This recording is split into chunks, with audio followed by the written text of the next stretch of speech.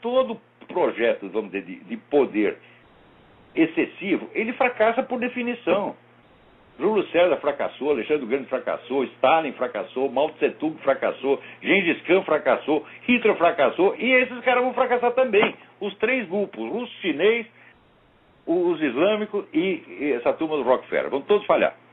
Mas falando nisso, alguém me pede, né, como é que eu posso me informar melhor sobre esse negócio de nova ordem mundial. Né? Então, eu fiz aqui uma lista dos principais livros que as pessoas deveriam ler a respeito. Agora, peraí, a lista está aqui.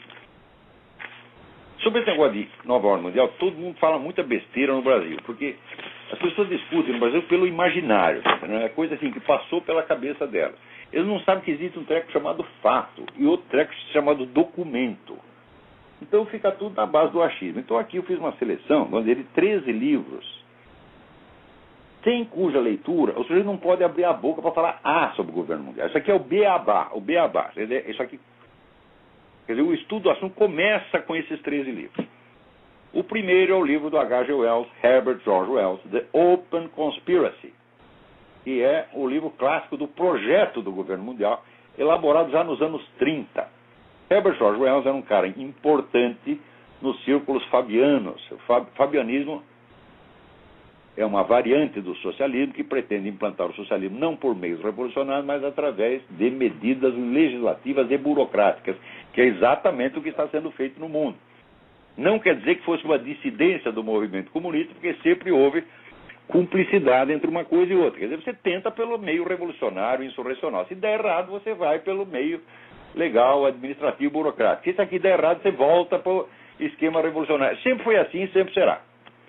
Então, o projeto do governo mundial está lá exposto, não é a primeira exposição, mas é, vamos dizer, a primeira exposição total do projeto. Então, se você não leu nem o projeto, então não dá para você saber o que está acontecendo.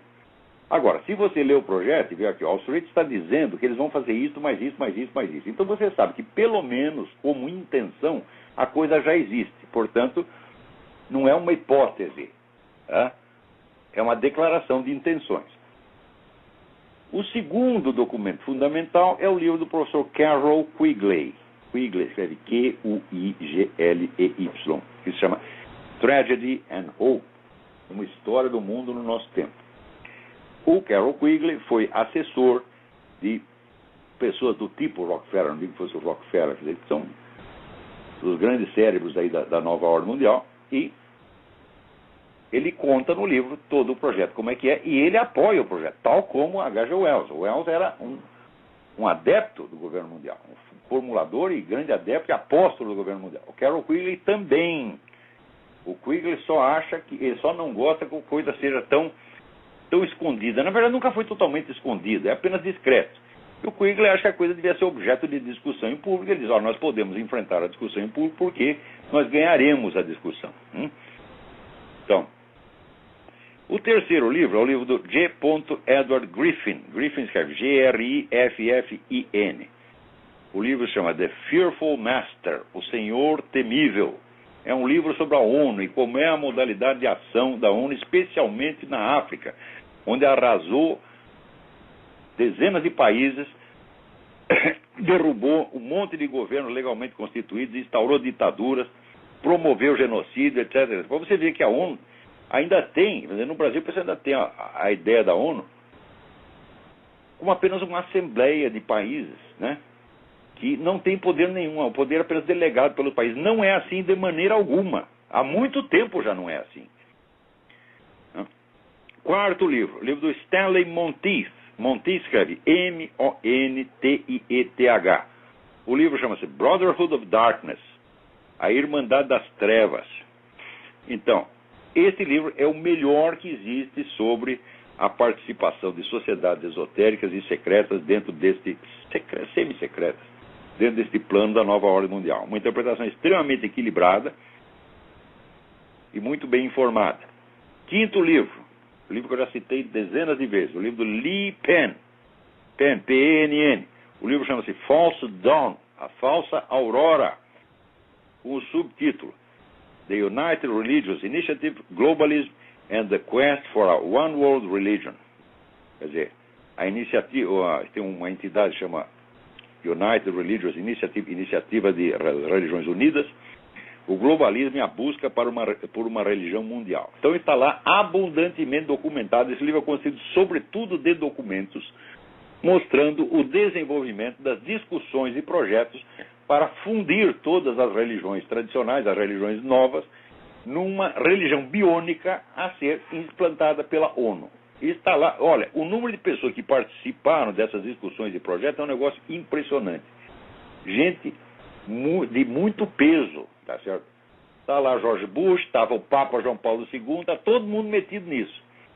Aquilo que o Malachi Martin contou no livro The Windswept House, A Casa Batida pelo Vento, ele contou sob forma romanceada que a intervenção desse pessoal da religião global dentro da Igreja Católica, aquilo é tudo verdade. Ele escreveu sob forma de romance porque os personagens estavam vivos e poderiam processar. Então ele simplesmente trocou os nomes, mas já está publicada a lista de quem corresponde a quem, e quando você tem lá a lista, você vê que aquilo aconteceu mesmo. Texto livro, o livro do Cliff Kincaid, é o homem do Accuracy in Media. O livro chama-se Global Bondage, Servidão Global, o plano das Nações Unidas para governar o mundo. Esse livro é mais centrado nas iniciativas mais recentes da União das Nações Unidas e complementa maravilhosamente o livro do Edward Griffin, The Fearful Master. Sétimo livro, outro livro do Cliff Kincaid, Global Taxes for World Government, Impostos Mundiais para o Governo Global. Ele mostra como está sendo construída a base econômica para o governo mundial.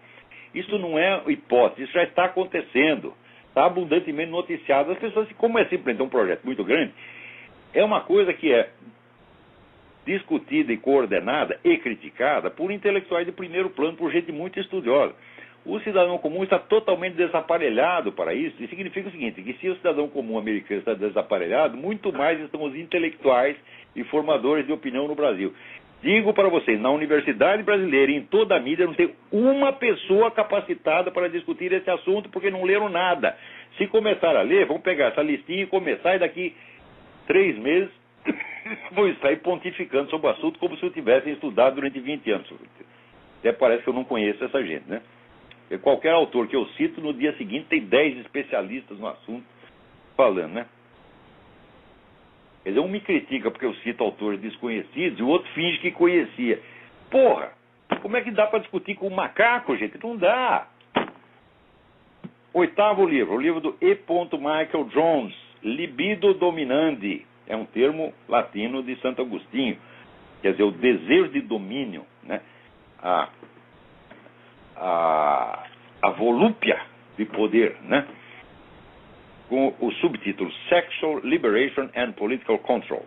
Então, mostrando como, pelo menos há 2 séculos, essas campanhas de liberação sexual estão sendo usadas para criar mais controle social. É um negócio do pão e circo, só que agora não é mais pão e circo, é buceta e circo. Você libera, né, o sexo, e as pessoas, atrás do prazer, elas aceitam mais e mais e mais e mais controle estatal em cima delas. Nono livro, o livro do padre Paul Kramer, The Devil's Final Battle. É o livro que mostra a formação do poder mundial desde o ponto de vista da profecia de Fátima, que foi o acontecimento espiritual central do século XX. Então, vamos dizer, é a profecia de Fátima que nos fornece um ponto de vista unificado para você entender, vamos dizer, a unidade do processo. Então esse livro é absolutamente indispensável. 10º livro, livro do jornalista espanhol Daniel Estulin, The True Story of the Bilderberg Group. Quer dizer, o Bilderberg é um círculo, um clube de bilionários e pessoas altamente influentes que se reúne pelo menos uma vez por ano para fazer uma análise do estado do mundo e implementar os projetos de governo mundial. Até o Papa João Paulo II participou de reuniões do Bilderberg. E o Daniel Estulin, ele acompanhou essas reuniões durante 20 anos e fez pela primeira vez um apanhado unificado do que é o Bilderberg e qual é a sua verdadeira atuação no mundo. 11º título. Philip Darrell Collins e Paul David Collins. Collins é C-O-L-L-I-N-S. The Ascendancy of the Scientific Dictatorship. A função da ciência e da tecnologia na constituição do poder mundial. Um livro da mais alta importância.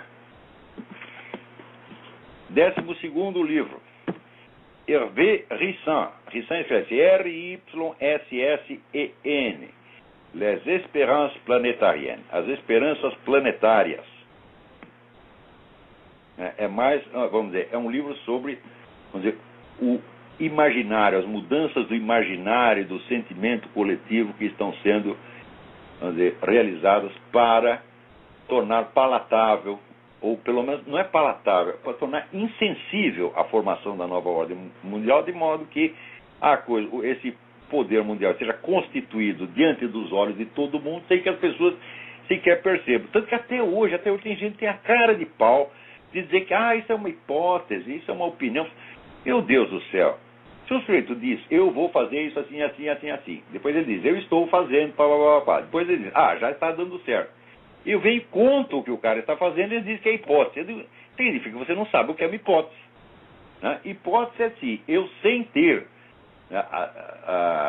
vamos dizer, a minuta dos planos, a narração das ações, o depoimento do próprio interessado, eu conjeturasse, eu acho que o sujeito está fazendo assim, assim, assim. Mas não é o que acho, eles mesmos estão dizendo, meu Deus do céu. A coisa se existe algo que está bem documentado no mundo, é a formação do poder global. Então, aqui, 13º livro. Ted Flynn, F-L-Y-N-N. Hope of the Wicked. A esperança dos... Wicked é malicioso, né? A esperança dos maus. The Master Plan to Rule the World. O plano geral para o domínio do mundo. Então, esses 3 livros são o beabá desse assunto. Então, se o cara não leu pelo menos esses 13, não leu e pensou sobre isso aí, não tem condição de abrir a boca sobre o assunto. Ora, eu li centenas de livros sobre isso, centenas. E desses centenas eu selecionei esse aqui, porque são aqueles que, vamos dizer, primeiro, tem as informações mais básicas. Segundo, são os mais simples, os mais interessantes de ler. Tá certo? E terceiro, enfocam o assunto do ponto de vista geral. Agora, se você for partir, vamos dizer, para os estudos sobre pontos determinados, então a bibliografia não acaba mais. Tá certo? Dá para você lotar bibliotecas inteiras. E mesmo tudo que eu li, que são algumas centenas de livros, olha, é nada no conjunto.